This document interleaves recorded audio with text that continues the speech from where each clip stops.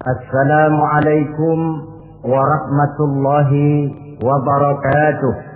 Waalaikumsalam warahmatullahi wabarakatuh. Bismillahirrahmanirrahim. Alhamdulillahi rabbil alamin.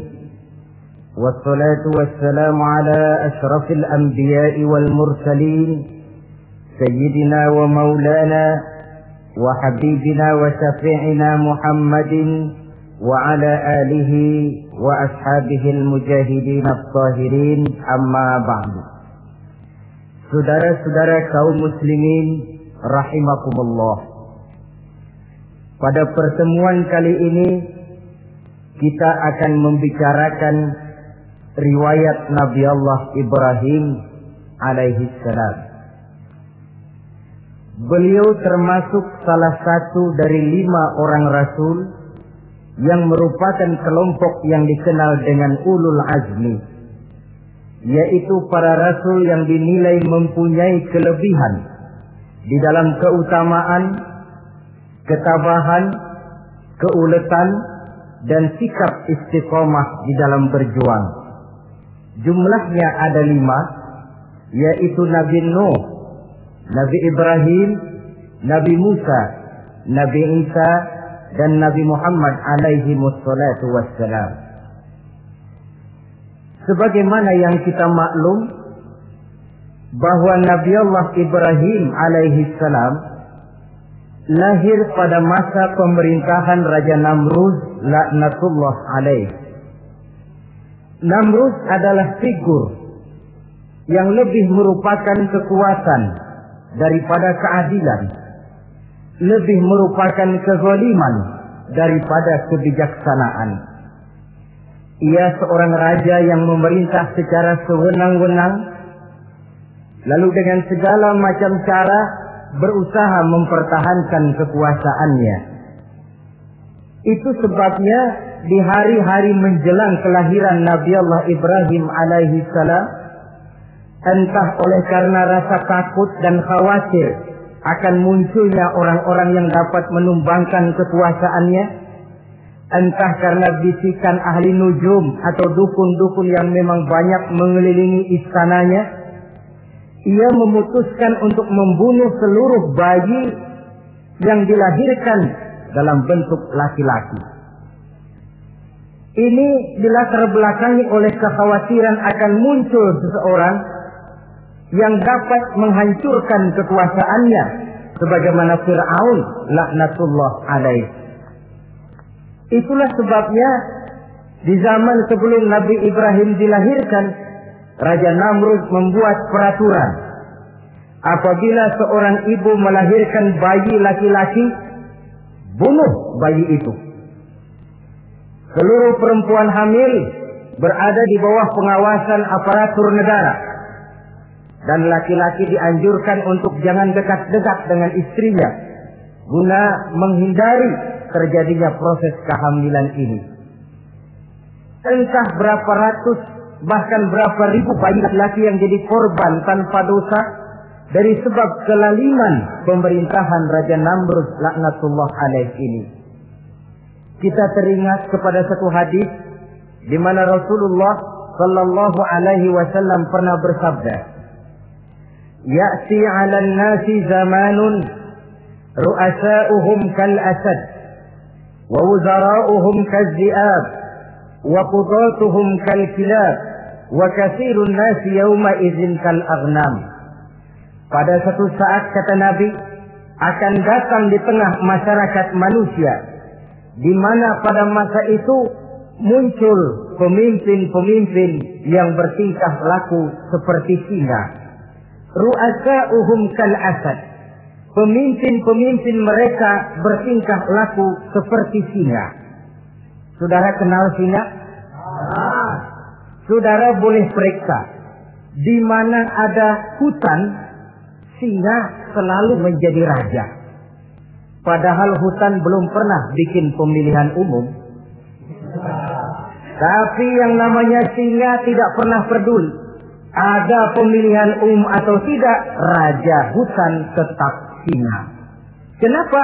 Karena singa menjadi raja di hutan bukan berdasarkan kebenaran, tapi karena kekuatan. Karena kuat, maka dia naik jadi raja. Soal benar atau tidak, soal lain. Maka sebagai akibatnya, setelah si singa ini naik menjadi raja hutan, dia bukan melindungi rakyatnya, malah makanin rakyatnya. Coba saudara lihat di hutan. Kambing rakyat hutan dimakan oleh singa. Ayam rakyat hutan dimakan oleh singa. Sapi rakyat hutan dimakan oleh singa. Inilah akibatnya karena singa naik berdasarkan kekuatan. Setelah naik bukan melindungi rakyatnya, malah makanin rakyatnya. Mental semacam inilah yang dimiliki oleh Raja Namrud laknatullah alaih. Cuma karena rasa ketakutan akan datang orang yang akan menumbangkan kekuasaannya, maka seluruh bayi laki-laki harus dibunuh tanpa dosa apapun. Itulah kata Nabi, akan datang di tengah masyarakat manusia muncul pemimpin-pemimpin yang mentalnya seperti singa. Lah kalau yang jadi pemimpin sudah seperti singa, wa wuzara'uhum kazi'ab. Yang jadi wazir, yang jadi menteri kata Nabi, lagunya seperti serigala. Nyetel ini, tapi serigala. Apa serigala itu? Saudara tahu dalam dongeng anak-anak, serigala itu kan binatang yang paling licik. Untuk terang-terangan dia tidak berani karena tidak punya kekuatan seperti sang singa. Maka dia pakai ilmu kelicikannya. Serigala itu kalau ingin makan daging ayam, pakai bulu ayam. Kalau kepengen makan daging kambing, pakai bulu kambing. Pendeknya, serigala binatang yang menghalalkan segala macam cara asal tujuan tercapai. Itulah serigala. Lambang dari sifat kelicikan. Lempar batu, sembunyi tangan. Pengen makan daging ayam, pakai bulu ayam, nyaruh jadi ayam. Pengen makan daging kambing, pakai bulu kambing, nyaruh jadi kambing. Ini akibat dari yang pertama tadi. Pemimpin seperti singa, lalu menteri pun seperti serigala. Efeknya kemudian yang segera menyusul apa? Wa qudatuhum kalsilab. Kalau pemimpin sudah seperti singa, menteri sudah seperti serigala, wa qudatuhum kalsilab, akan muncullah para penegak hukum yang mentalnya seperti anjing. Inna lillahi wa inna ilaihi raji'un. Penegak hukum yang mentalnya seperti anjing itu. Anjing, saudara lihat, anjing akan setia kepada siapa saja yang memberinya daging. Kalau dia disuruh jaga rumah, dia tidak bisa membedakan mana yang maling, mana yang tamu. Biar yang datang tamu, kalau nggak bawa apa-apa, pasti digonggong. Biar yang datang maling, kalau bawa daging, anjing kalem. Pokoknya siapa yang berdaging, itulah majikan saya. Apa kata majikan saya, itulah yang saya laksanakan. Maka hilang kebenaran hukum, hancur norma-norma keadilan. Oleh karena apa? Oleh karena anjing dapat daging. Lalu dalam kondisi semacam itu, yang jadi rakyat bagaimana? Kata Nabi, wa katsirun nas yauma idzin kal aghnam. Adapun kebanyakan orang pada masa itu, lagunya sudah seperti kambing. Saudara, kambing itu binatang yang cuma menang groyokan dan tidak punya alternatif. Namanya kambing, digiring ke lapangan embe. Betul kan? Digiring ke kuali embe. Dikasih makan rumput embe. Sampai pun mau dipotong masih embe juga. Tidak punya pilihan lain si kambing ini, tidak punya alternatif lain. Kondisi semacam inilah yang terjadi di masa pemerintahan Raja Namrud laknatullah alaih. Oleh karena diiming-iming, dibisiki oleh dukun-dukunnya, oleh nujum-nujum yang mengelilingi istananya, bahwa akan datang seorang anak laki yang kelak akan menumbangkan kekuasaannya, dia mengeluarkan peraturan. Ya, peraturan singa. Mulai saat ini diumumkan kepada seluruh rakyat, siapa-siapa perempuan melahirkan bayi laki-laki, bunuh hidup-hidup. Seluruh orang bunting di bawah pengawasan Ansip negara. Dan mulai malam ini, supaya semua kaum bapak jarang-jarang tidur sama istrinya. Namanya peraturan Namrud. Tapi apa yang memang Allah kehendaki untuk terjadi, pasti terjadi. Yaitu kelahiran Nabi Allah Ibrahim alaihi salam. Pada saat beliau terlahir ke alam ini, oleh ayahnya yang bernama Azar, disembunyikan di dalam sebuah gua. Di sini bertemu antara nurani seorang bapak dan ketaatan kepada raja. Dia ingin taat kepada raja, dia mesti membunuh anaknya.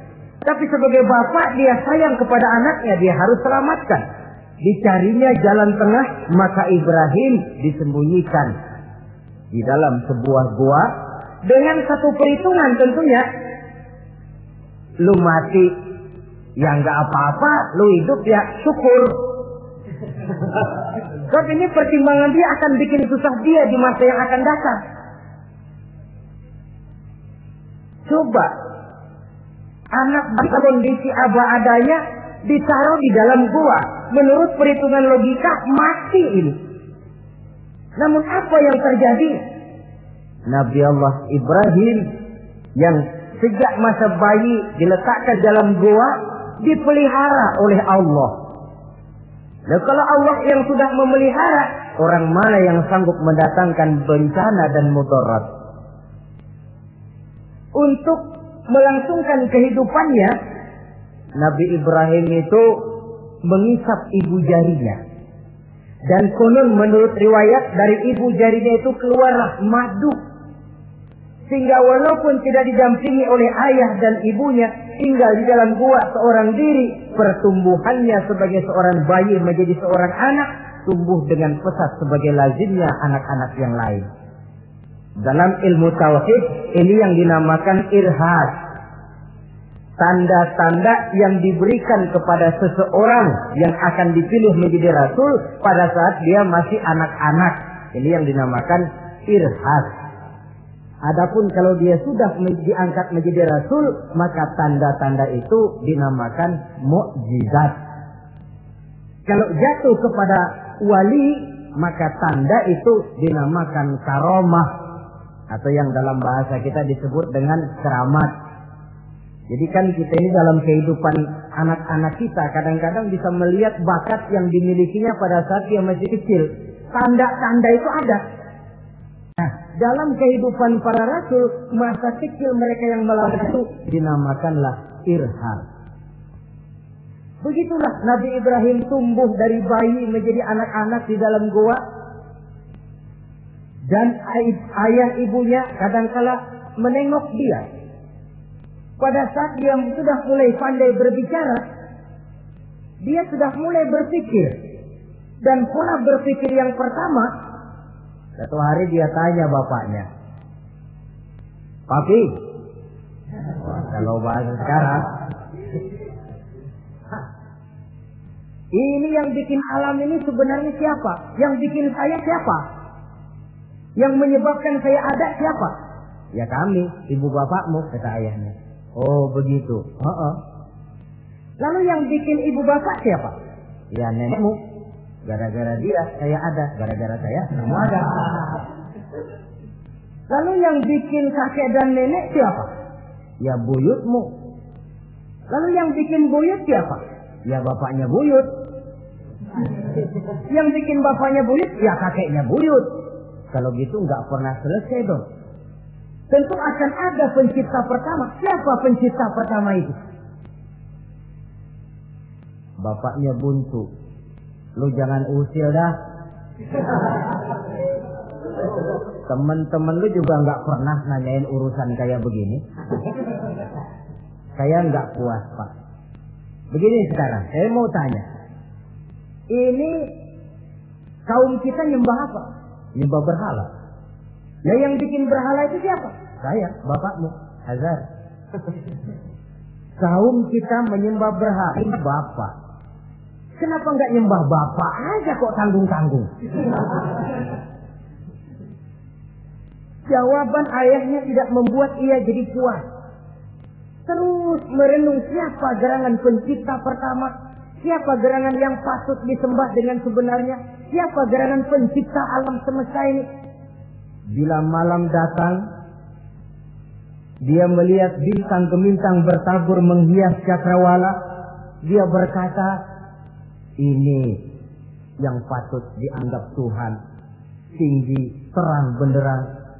Tapi manakala besok pagi bintang tenggelam, dia pun bilang, la uhibbul afilin. Saya tidak suka kepada yang tenggelam. Masa Tuhan tenggelam? Ketika malam datang, bulan pun terbit. Nah, ini barangkali yang Tuhan. Ini lebih besar dari yang semalam. Tapi bila bulan pun terbenam, lagi-lagi dia bilang Tuhan tidak mungkin terbenam. Lalu bila matahari terbit, nah ini enggak salah lagi. Ini lebih gede dari yang dua-dua kemarin. Ini pasti Tuhan. Dan manakala matahari terbenam, dia pun berkata, Tuhan tidak akan pernah terbenam. Perjalanan yang mencari Tuhan ini bisa saudara baca dalam surah Al-An'am ayat 76 sampai dengan ayat 79. Sampai Allah memberikan petunjuk kepadanya, mengangkatnya menjadi seorang rasul dan menyampaikan misi dakwahnya. Saudara-saudara kaum muslimin rahimakumullah. Dakwah yang pertama dilaksanakan tentu kepada bapaknya, kemudian kepada kaumnya. Secara psikologis ini kan makan nasi. Coba, kalau kita harus nasihatin orang lain yang tidak ada hubungannya dengan keluarga, barangkali biasa saja. Tapi nasihatin bapak sendiri, ini kan makan nasi. Mau didiamkan saja, batil dan sesat. Mau diceramahin bapak sendiri. Tapi bapak tinggal bapak. Kewajiban melaksanakan dakwah jalan terus. Ini berarti bahwa tugas amar ma'ruf dan nahi munkar memang tidak mengenal posisi. Begitulah saudara-saudara, sampai kepada satu hari Nabi Ibrahim melaksanakan dialog dengan kaumnya. Saudara-saudara, hadhihi tamathil allati antum laha akifun. Surah Al-Anbiya ayat 51. Saudara-saudara, berhala-berhala ini yang bapak saya yang buat, inikah yang selama ini tuan-tuan sembah? Kaumnya menjawab, qalu wajadna aba'ana laha abidin. Iya, sebab nenek moyang kami, nenek moyang kita juga dulu nyembah itu. Bagaimana nenek moyang kita, begitulah kita. Jawab Nabi Ibrahim, laqad kuntum wa aba'ukum fi dhalalin mubin. Sebenarnya kamu dan nenek moyangmu sama, borongan satu gerbong sesat. Kok kamu ngikutin nenek moyang kamu? Mereka enggak berpikir, kamu enggak ikut berpikir. Mereka sesat, kamu ikut sesat. Kamu sudah hidup di satu zaman yang maju sekarang ini. Kenapa mau kembali ke zaman nenek moyang dulu? Menyembah berhala yang nyata-nyata tidak sanggup mendengar, tidak sanggup melihat, tidak sanggup memberikan manfaat mudarat. Pokoknya kalau kamu tidak tinggalkan berhala-berhala ini, satu saat pasti akan saya sikat dan saya hancurkan. Jadi saudara-saudara, prinsip dakwah itu memang tentu harus bil hikmah wal mau'izatil hasanah, dengan bijaksana dan dengan nasihat-nasihat yang baik. Tapi kalau sudah mencegah suatu kemungkaran, kata Nabi, man ra'a minkum munkaran falyughayyirhu biyadihi. Siapa di antara kamu yang melihat suatu kemunkaran, hendaklah dia berusaha merubah dengan kekuatan tangannya. Kalau dengan tangannya dia tidak sanggup, fabilisani, hendaklah dengan lidahnya. Kalau itu pun dia tidak mampu, fabiqalbi, hendaklah dalam hatinya. Dan mencegah suatu kemungkaran dengan hati, itulah nilai iman yang terendah adanya. Nabi Ibrahim melihat bahwa watak menyembah berhala ini sudah berurat dan berakar. Kenapa? Mereka mengembalikan itu kepada kebiasaan dan tradisi nenek moyang. Sama juga di zaman kita sekarang ini. Sudah kita menegakkan tauhid, membina sebersih-bersih iman, menegakkan semulus-mulus tauhid. Ada juga kelompok orang yang mau mengembalikan kita ke zaman nenek moyang, ke zaman animis, menghidupi tradisi nenek moyang dalam hal ibadah, dalam hal ubudiyah. Tentu merupakan langkah kemunduran adanya. Dan ini bukan barang baru. Umat Nabi Ibrahim sudah memberikan contoh. Kenapa kami menyembah berhala? Sebab nenek moyang kami menyembah berhala. Nabi Ibrahim jawab gampang aja. Iya loh, borongan, sekerbong, lempeng semua sesat. Kaum muslimin rahimakumullah. Dan bukan cuma kata, dibuktikan oleh Nabi Allah Ibrahim.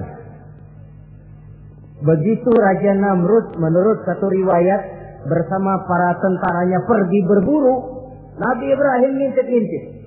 Begitu Namrud keluar, beliau masuk.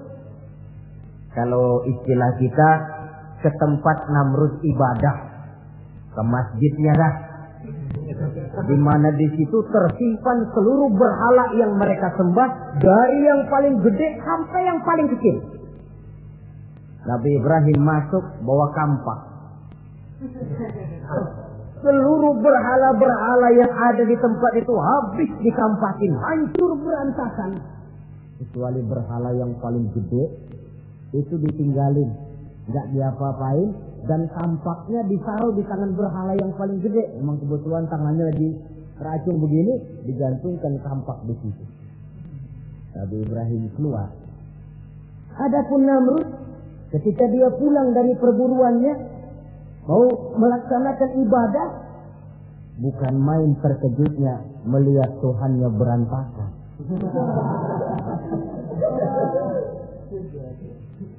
Waduh, ini celaka kerjaan siapa ini? Dikumpulkan para intel negara, staf-staf khusus. Ini ada supersip masuk kemarin, mengganggu stabilitas peribadatan kita. Ini mesti dicari siapa biang keroknya ini. Cari sampai ketemu siapa yang menghancurkan Tuhan-Tuhan kita ini. Intel pun disebar. Ada yang ke kota, ada yang ke desa, ada yang pokoknya ke seluruh penjuru. Sampai ada yang desas-desuskan. Tuan Raja, bagaimana? Saya dengar selentingan berita. Berita apa? Pada waktu Tuan Raja pergi berburu, seorang anak muda bernama Ibrahim masuk ke tempat ibadah kita. Barangkali dia yang menghancurkan patung-patung kita. Kalau begitu cari, tangkap Ibrahim, tangkap. Panggil kepala intel. Dipanggil. Kamu cari orang namanya Ibrahim, tangkap. Kok ditangkap? Tangkap. Sebab menurut berita dia yang menghancurkan berhala-berhala kita. Ya tapi kan belum ada buktinya, Pak. Kalau bukti gampang, belakangan, yang penting tangkap aja dulu.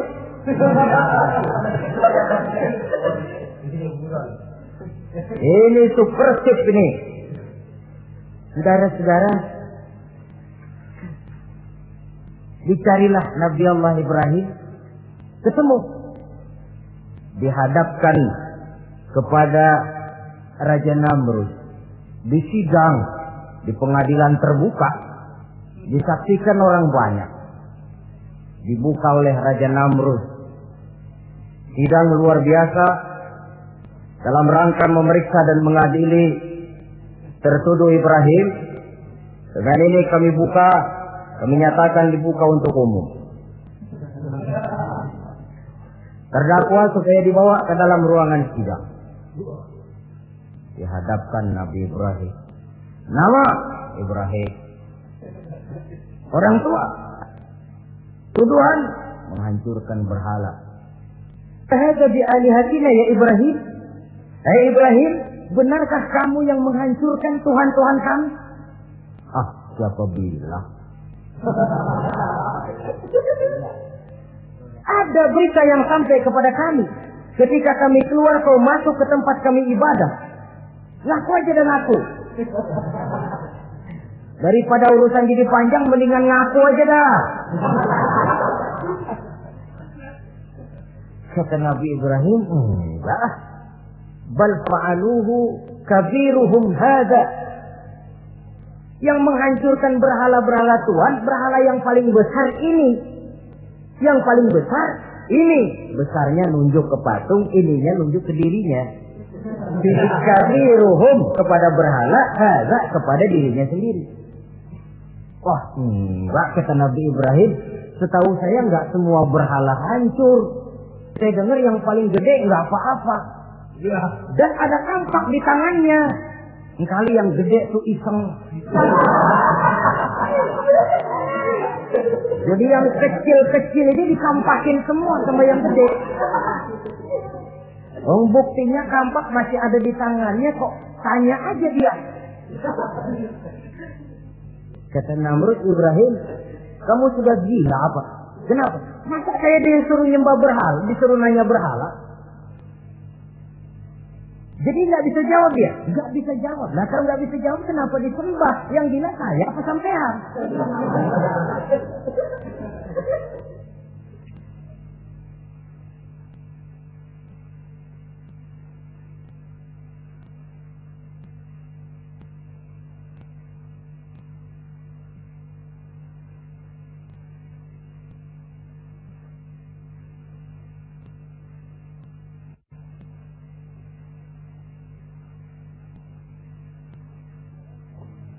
Merasa tidak sanggup menghadapi argumentasi yang diajukan oleh Nabi Allah Ibrahim, Namrud salap.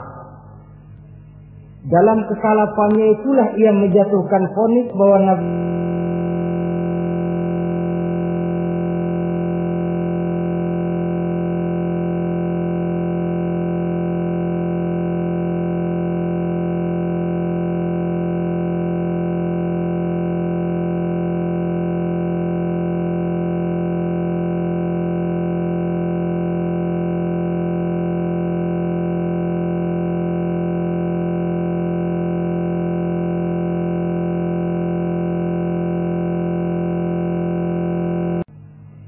sehingga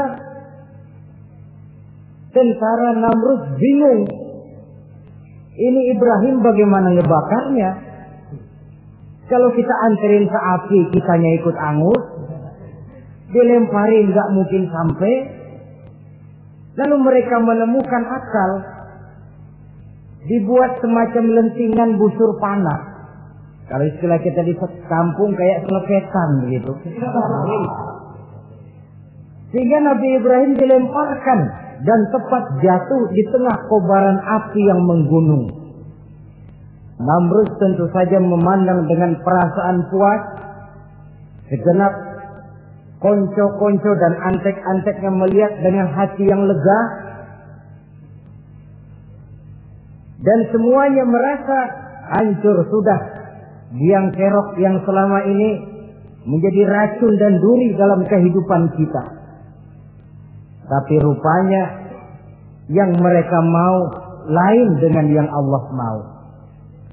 Ketika Nabi Allah Ibrahim hampir masuk ke tengah kobaran api yang menggunung itu, datanglah perintah Allah kepada api. Ya naru kuni bardan wa salaman ala Ibrahim. Hai api, dinginlah kamu, selamatkan Nabi Ibrahim. Api ini tunduk kepada perintah Allah. Ia pun dingin.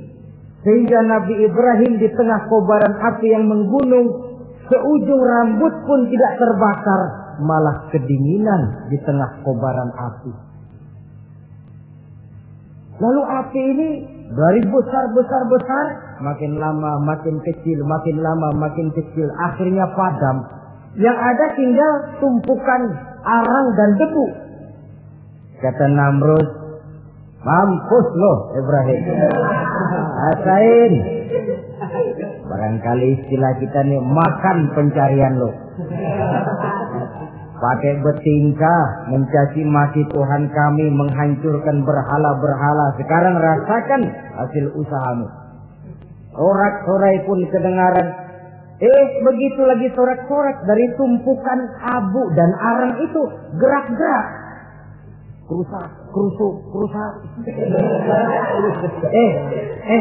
Kok ini ada arang bergerak-gerak? Rupanya dilihat-lihat, makin lama makin nyata. Nabi Ibrahim keluar dari tumpukan arang dalam keadaan utuh, tidak kurang satu apapun. Sebenarnya andai kata Namrud mau menggunakan akalnya, saat itu dia tentu menemukan satu hal yang luar biasa. Satu kebesaran yang kalau dia mau merenung akan sampai kepada kekuasaan yang serba maha. Tapi karena ketika itu hatinya sudah dipenuhi nafsu, ditutupi oleh kesombongan, dia buta terhadap kenyataan itu. Kaum muslimin rahimakumullah, akhirnya Nabi Allah Ibrahim ini diteror langsung oleh orang tuanya. Kata abahnya, "Aradibun anta an alihati ya Ibrahim? Ibrahim, kau benar-benar tidak senang kepada Tuhan-Tuhan kami, berhala-berhala ini? La illam tantahi la arjumannaka wahjurni maliya." Kalau engkau tidak berhenti, hai Ibrahim, tidak berhenti memperkenalkan Tuhan seru sekalian alam, tidak berhenti mencela dan mencaci bahkan menghancurkan berhala-berhala kami, la arjumannaka, akan kami rajam kamu. Iya, kalau raja yang ngancam begini, orang tua beliau sendiri ngancam begini. Itulah tantangan dakwah, saudara-saudara. Kita melaksanakan dakwah ini tempo-tempo berhadapan dengan penguasa yang mentalnya macam Namrud.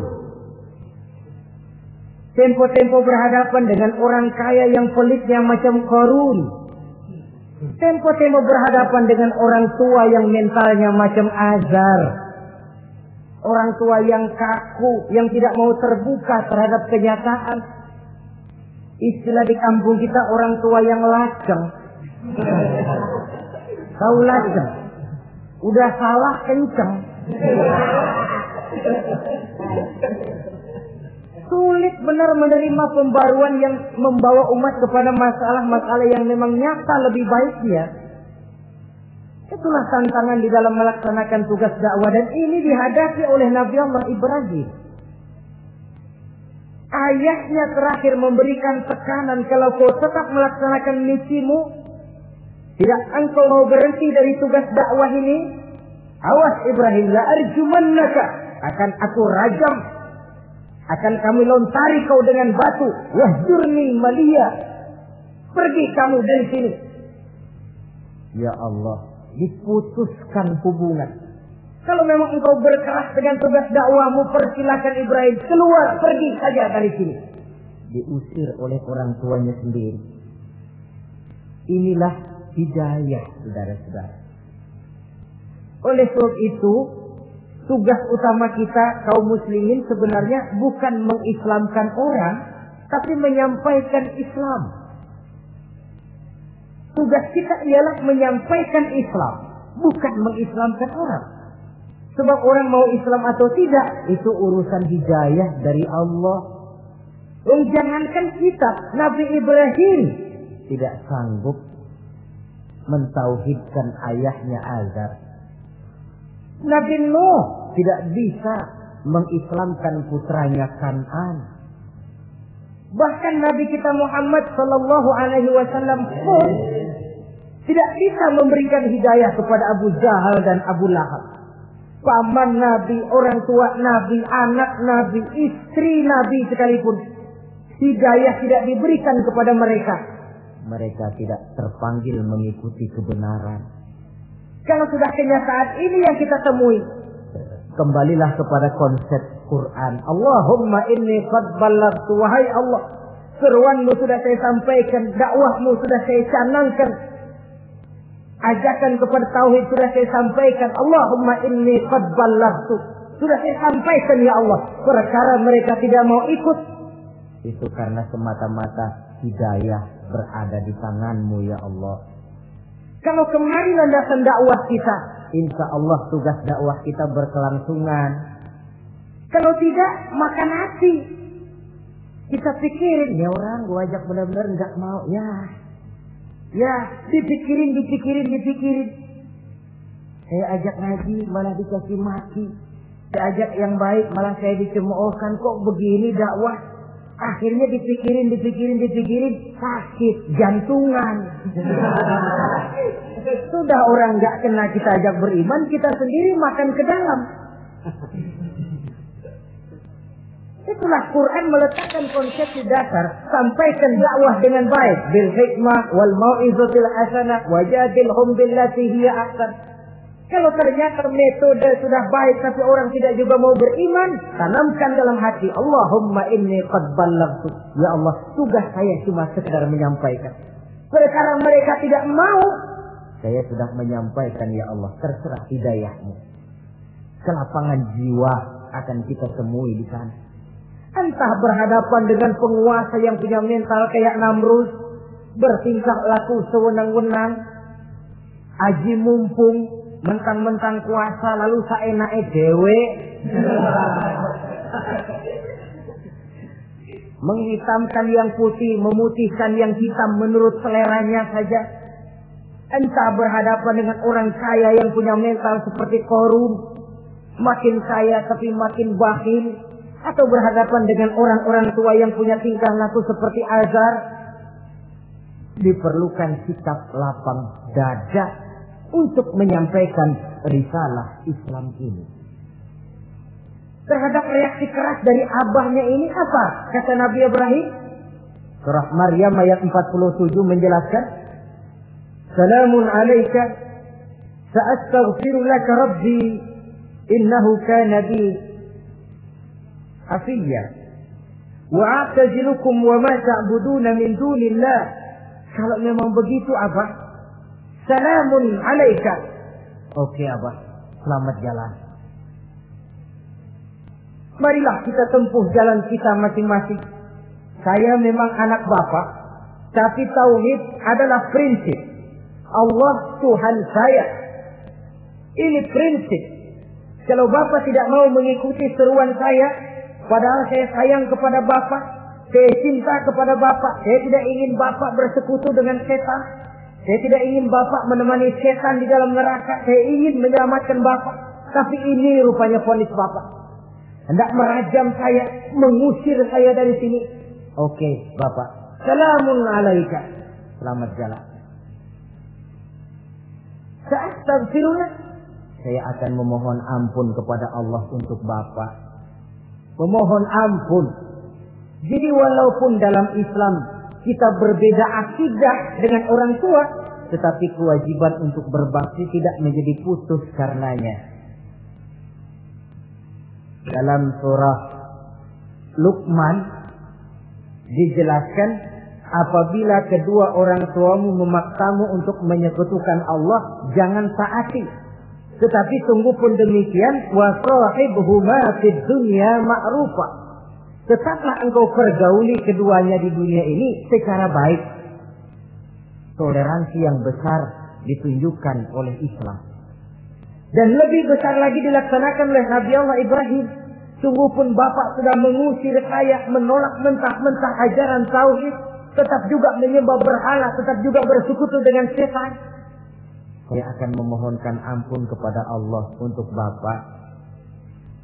Wa tazilukum, saya akan menjauhkan diri dari apa yang Bapak sembah, dari apa yang kaum kita sembah selain daripada Allah.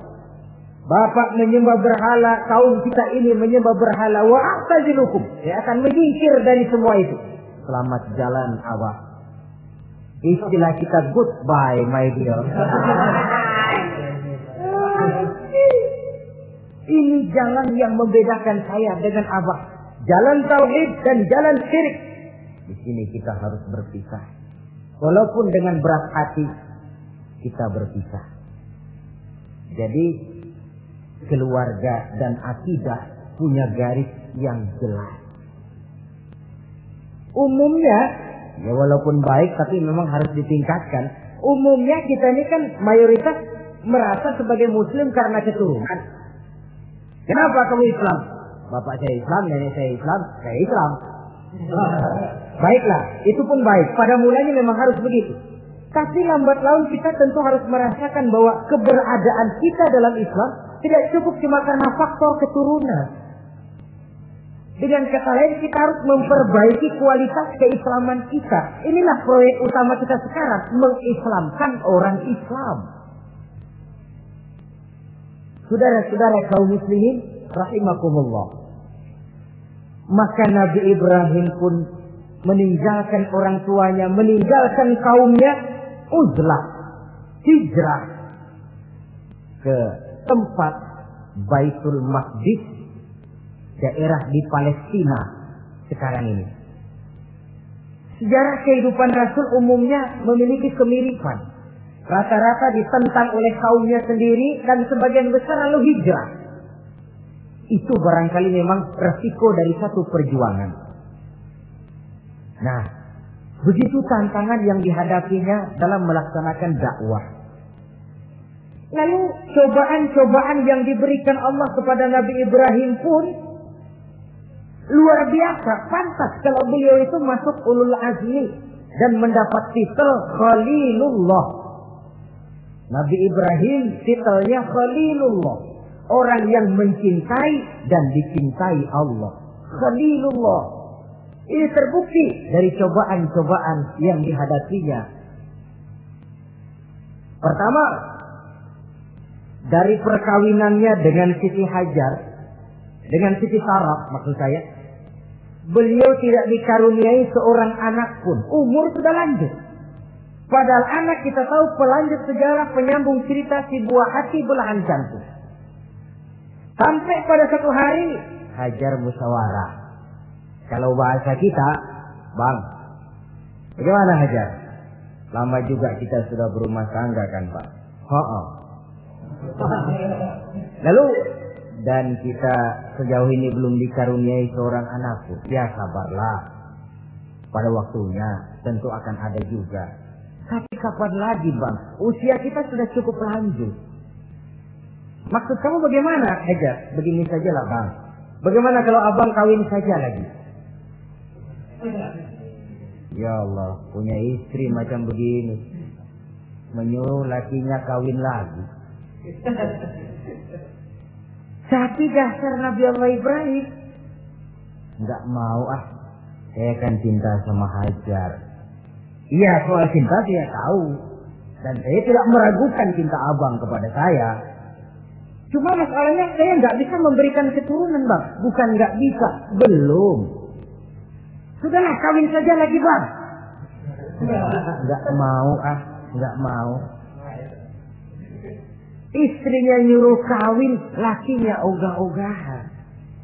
Sekarang kan enggak, istrinya larang kawin, suaminya malah nyelintil.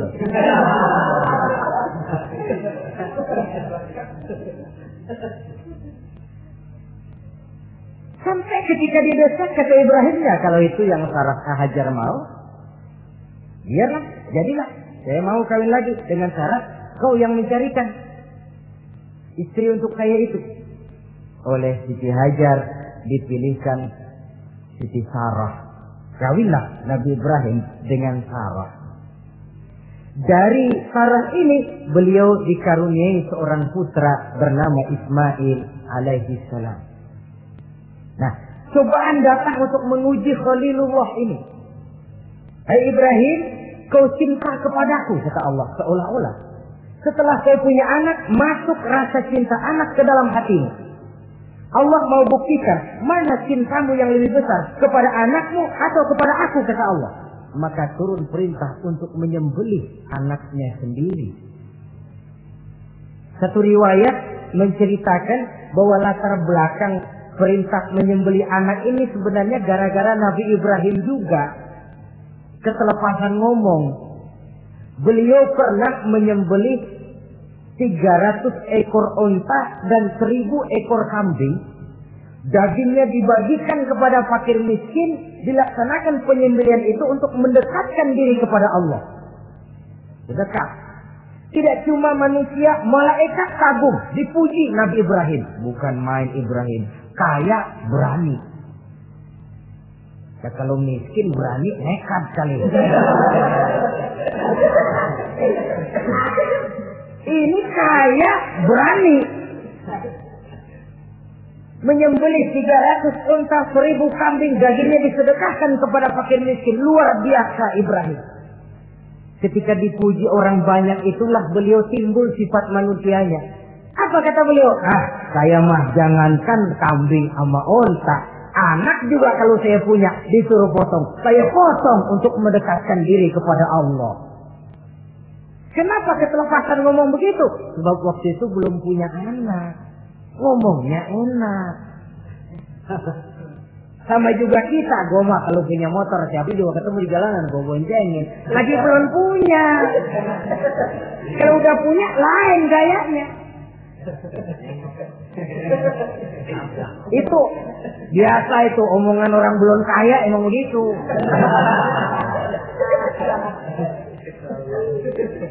Saudara-saudara, sehingga omongan yang beliau sudah lupa bertahun-tahun bahkan puluhan tahun ini. Begitulah ketika sudah punya anak Ismail, falamma balagha ma'ahu sa'ya, ketika Ismail sedang lucu-lucunya dalam tidurnya mimpi turun perintah, ya Ibrahim uffi binuzrika. Hai Ibrahim, bayar nazarmu. Nazar? Iya. Apa nazar? Dulu pernah ngomong apa, ingat enggak? Jangankan cuma kambing, unta, anak pun kalau punya disuruh potong, saya potong. Jadi anggap nazar. Bayar nazarmu, potong anakmu. Dipikirin siangnya, semalam itu benar-benar perintah Allah apa cuma mimpi? Kalau mimpi kok jelas amat. Kalau perintah Allah kok kelewatan amat. Pakai anak disuruh potong, emang gak ada yang lain apa? 3 malam berturut-turut mimpi sampai beliau yakin ini memang benar perintah Allah. Dan dilaksanakan dengan berat hati.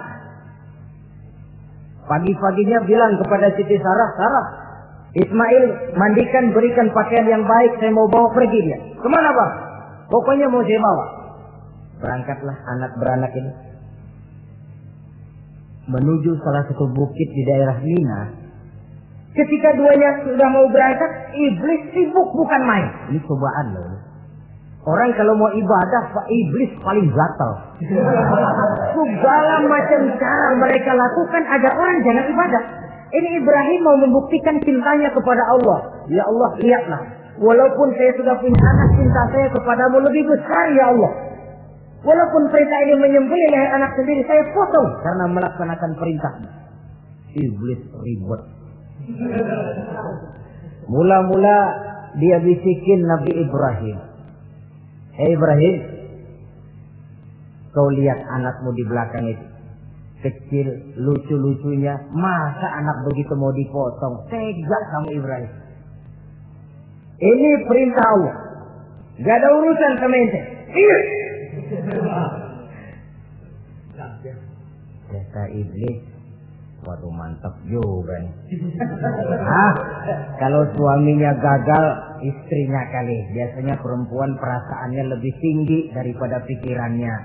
Ini Siti Saroh barangkali, kalau Siti Hajar barangkali kalau saya perdayai bisa terpedaya. Hajar, ya. Kamu tahu anakmu Ismail mau dibawa kemana? Saya tidak tahu. Mau dipotong oleh suamimu Ibrahim. Mau dipotong. Dipotong. Kok bisa begitu? Iya, katanya ini perintah Allah. Iblis, Kalau memang ini perintah Allah, jangankan cuma anak saya Ismail, saya juga ibunya mau ikut dipotong. Wah, kata iblis nih gilaan lagi dari laki. Saya kira karena perempuan bisa barangkali dilemahkan semangatnya, ya saya tidak. Ismail nih masih kecil kali ini, gampang dikelecehin. Ismail, kau mau dipotong oleh ayahmu? Dipotong. Kok bisa begitu? Katanya perintah Allah. Kalau memang ini perintah Allah, saya siap. Iblis mau ngomong lagi, Nabi Ibrahim Ismail ngambil batu disambitin iblis. Izhab ya la'in, pergi, laknat terkutuk kamu. Nyambitinnya itu sampai sekarang jadi ikutan dalam salah satu pelaksanaan ibadah haji yang disebut zumrah, melontar. Itu simbol permusuhan abadi antara manusia dengan iblis. Jadi kalau ada orang mau berbuat baik, iblis itu datang dari 3 penjuru. Dari bapak, dari anak, dari istri. Kadang-kadang bapaknya nggak kena, istrinya dibujukin. Laki lu sok loyar menyumbang masjid. Jangan kasih duit, simpan aja baik-baik. Istri nggak kena, anak. Segala macam cara iblis berusaha. Baru sampai di bukit yang dituju, Nabi Ibrahim buka kartu.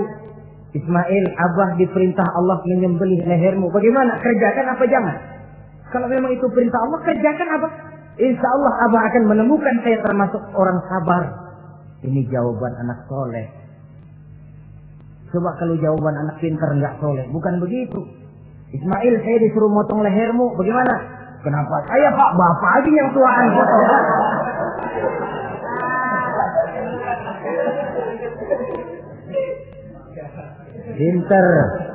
Pinter, tapi nggak soleh, ya begitu itu, minteri jadinya.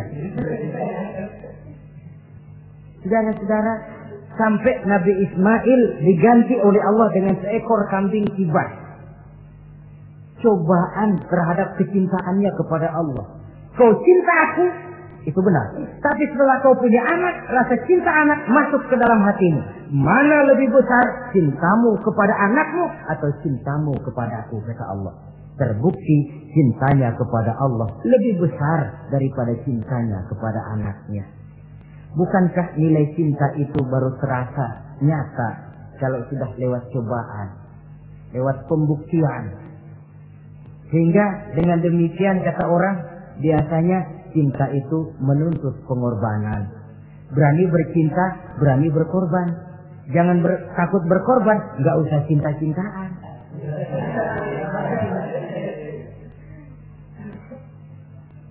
Saudara-saudara, sebab kalau orang sudah berbuat untuk sesuatu yang dicintainya, sangat boleh jadi si lemah akan jadi kuat, yang jauh jadi terasa dekat, yang takut jadi berani. Kalau orang sudah melakukan sesuatu untuk yang dicintainya. Seorang bapak karena cintanya kepada anaknya, dia rela pergi pagi pulang sore, peras keringat banting tulang supaya hari depan anaknya lebih baik daripada dia. Seorang suami yang cinta kepada istrinya, tidak soal dia kepanasan dan kehujanan,